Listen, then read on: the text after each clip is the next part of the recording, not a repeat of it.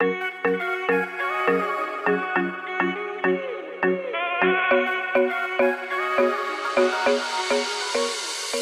everyone, we're Drew and Katie Taylor with Catholic Link, and we're passionate about building you to be a leader in the new evangelization.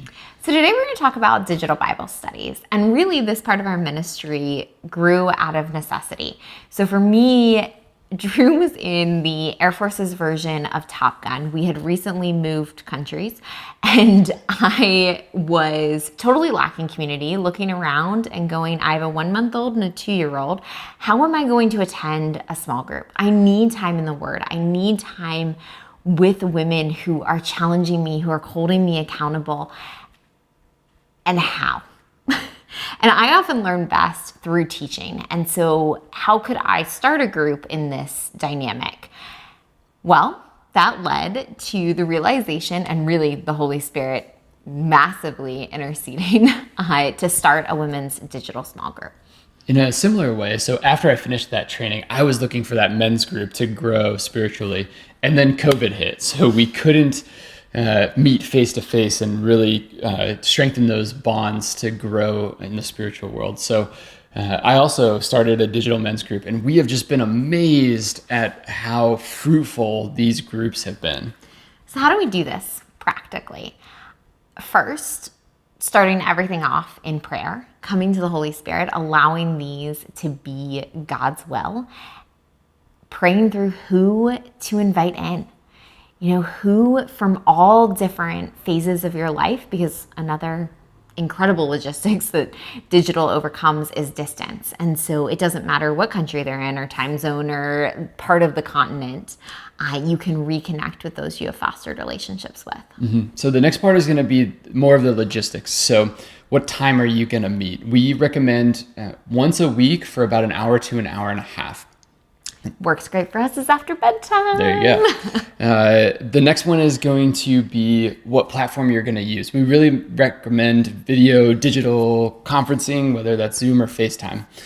And then the third logistic is going to be what content you're going to use.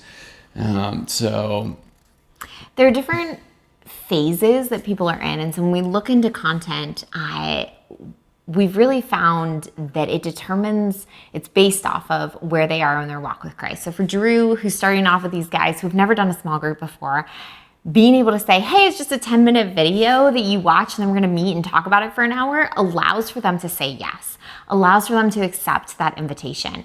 For my women who have been in these digital small groups with me for the last 2 years, we're really using resources right now that develop a daily prayer life, that hold us accountable to a daily reading, a daily reflection, daily journaling, and then coming together and discussing that to build those habits to foster a really deep relationship with Christ. Another thing that we're big in that content is challenging and having an application of the study. And so even if Drew says it's a 10-minute video, then he gives them homework. Yeah, I'm a big fan of iron sharpens iron, and men really like a challenge. And so through our digital groups, each week we'll do an aesthetical practice of taking a cold shower or fasting during certain days or doing this amount of prayer time. And men have really stepped up to that challenge. Yeah, so we'll add some of our favorite contents that have bared good fruit for us in the show notes below. Please comment and share resources that you're using that you have seen work in person or digitally in small groups. Mm-hmm. So then the next one is going to be at the start of the actual the Bible study.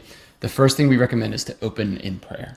Yeah, and so first modeling that, really calling the Holy Spirit in, realizing that he can transcend all these spaces and bring us together. And then through that study, challenging them to start to open in prayer, because it's not just about developing you as a leader, but again, transforming them into their greatest potential and allowing them to practice that oral prayer. Yeah. So open in prayer, and then the next thing is going to be jump into the content. So whatever they read through this week or prayed through that week, really talk to them and ask them what stood out to them. Where did they feel like the Holy Spirit was moving them to? Yeah. And then once you've kind of gone through that content, the biggest thing we've seen foster relationships, especially digitally when you don't have a day-to-day interaction with these people, is to share prayer and praises. And so the praises are to really develop a heart of gratitude of what has been going on in their week that is an incredible answer to prayer, is a miracle, is the way that God is loving them. And then the prayer request, sharing what's on their hearts. We want that to be a personal prayer request. They can absolutely ask for prayers for friends, for family, but ultimately we want to know what's going on with them and where they're struggling, and to be able to provide that support. So it's not only accountability, but compassion. And I found surprisingly that people seem to open up even a little bit easier through these digital Bible studies versus face-to-face. Yeah, and we've been blown away with how the Holy Spirit has worked in these groups. And so we really hope that this will help you and challenge you to start your own digital Bible study, and to work through maybe some of the hiccups in the beginning, some of the times where nobody answers the phone call, and to keep pushing through, because it can change lives and foster incredible growth, back to the sacraments, conversions, changes in jobs, marriages, baptisms, all of these incredible gifts. And so we hope that you will be able to do this too.